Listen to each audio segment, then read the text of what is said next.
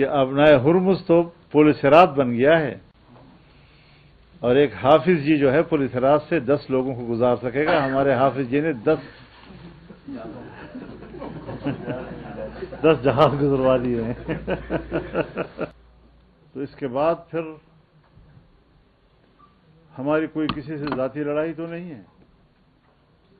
ان نظریات کی بنیاد پر ہم ویسے بھی ایک موقف رکھتے ہیں کہ یہ حکومت جعلی ہے. ایک طرف مسلم لیگ کی حکومت جعلی، پھر دوسری طرف صرف پیپل پارٹی کے سہارے کھڑی، پھر خلاف شریعت اپنے اختیارات کو اور اسمبلی کو اور اکثریت کو استعمال کرنا، پھر جس طرح وہ اللہ کے قانون سے بغاوت کر رہے ہیں، پھر ہمیں بحیثیت ایک پاکستانی شہری کے یہ حق حاصل ہے کہ ہم ایسی حکومتوں کے خلاف عالم بغاوت بلند کرتے ہیں. یہ سب کچھ اس لیے بھی کیا جا رہا ہے کہ ہمارے حکمران امریکہ کے غلام ہیں. امریکہ اس وقت اسرائیل کی پشت پہ کھڑا ہے. انہوں نے فلسطینیوں کا قتل عام کیا. ابھی ان کا فلسطینی مسلمانوں کے خون سے پیٹ نہیں بھرا کہ انہوں نے ایران پر حملہ کر دیا. لبنان پہ وہ قتل و غارت گری کر رہے ہیں. اسلامی دنیا کو گھیرا ہوا ہے. پورا خلیج امتحان سے گزر رہا ہے، اور ہماری حکومت یہ سب کچھ اسی لیے کر رہی ہے کہ وہاں سے لوگوں کی توجہ ہٹ جائے اور یہاں کے مقامی مسائل پر ان کی توجہ مرکوز رہے. تو یہ بھی پبلک کی نظر میں بھی ہونا چاہیے کہ یہ سارے حالات اپنی قوم کے لیے اس لیے پیدا کیے جا رہے ہیں کہ اسرائیل جیسے سفاک، قاتل اور قابض ایک قوت کو تحفظ فراہم کیا جا سکے اور ان کو پس منظر میں لے جایا جا سکے، اور اسلامی دنیا میں جو قتل و غارت گری ہو رہی ہے وہاں پر امریکہ کو ریلیف دی جا سکے. لہذا اس سیاست کو ہمیں سمجھنا ہوگا، ان کے ناپاک ارادوں کو ہمیں سمجھنا ہوگا، اور انشاءاللہ العزیز 12 اپریل کو مردان سے ایک بہت بڑے عوامی اجتماع سے ہم ان کے خلاف کلمہ حق بلند کرنے کے لیے آغاز کر رہے ہیں، اور انشاءاللہ یہ سلسلہ پھر ملک بھر میں جاری و ساری رہے گا انشاءاللہ العزیز. ہم نے کچھ ریاستی نزاکتوں کو سامنے رکھتے ہوئے نیک نیتی کے ساتھ تجویز دی کہ پارلیمنٹ کا ان کیمرہ اجلاس بلایا جائے اور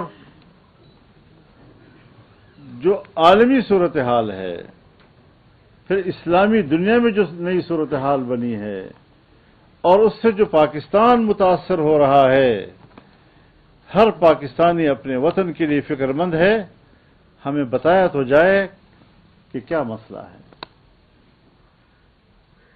اگر آپ سر عام ایک بات نہیں کرنا چاہتے تو کم از کم عوام کے نمائندوں کو پارلیمنٹ کے اندر ان کیمرہ ہی بتا دیں پاکستان کہاں کھڑا ہے. سب سے پہلے پاکستان کا نعرہ بلند کرنے والے، ہمیں تو کہیں پاکستان پیچھے بھی نظر نہیں آ رہا.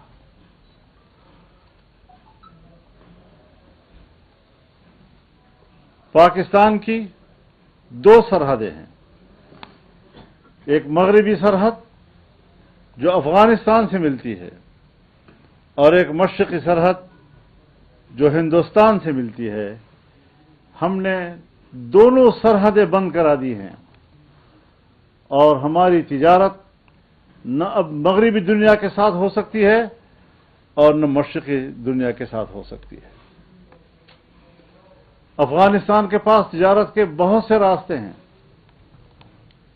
اور انہوں نے وسط ایشیائی ممالک کو رابطے میں بھی لے لیا ہے اور اپنے تاجروں سے کہہ دیا ہے کہ تجارت کا رخ بدل دو. ہندوستان پورے مشرقی اور جنوبی ایشیا کے ساتھ تجارت کر سکتا ہے.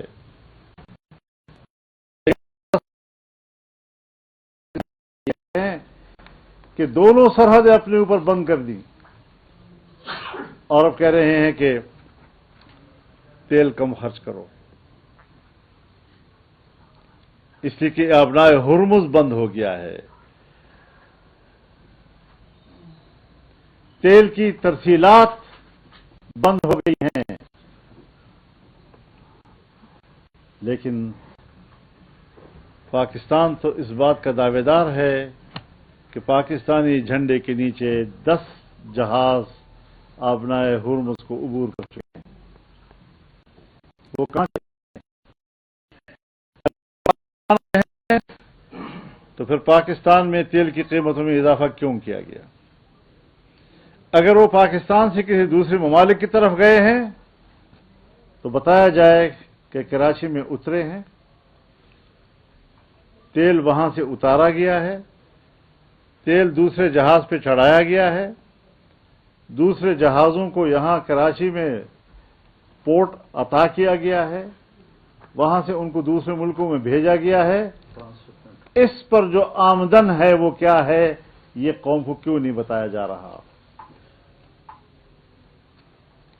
اور ایک صاحب نے بڑے خوبصورت تبصرہ کیا ہے کہ آبنائے ہرمز تو پل صراط بن گیا ہے، اور ایک حافظ جی جو ہے پل صراط سے 10 لوگوں کو گزار سکے گا۔ ہمارے حافظ جی نے 10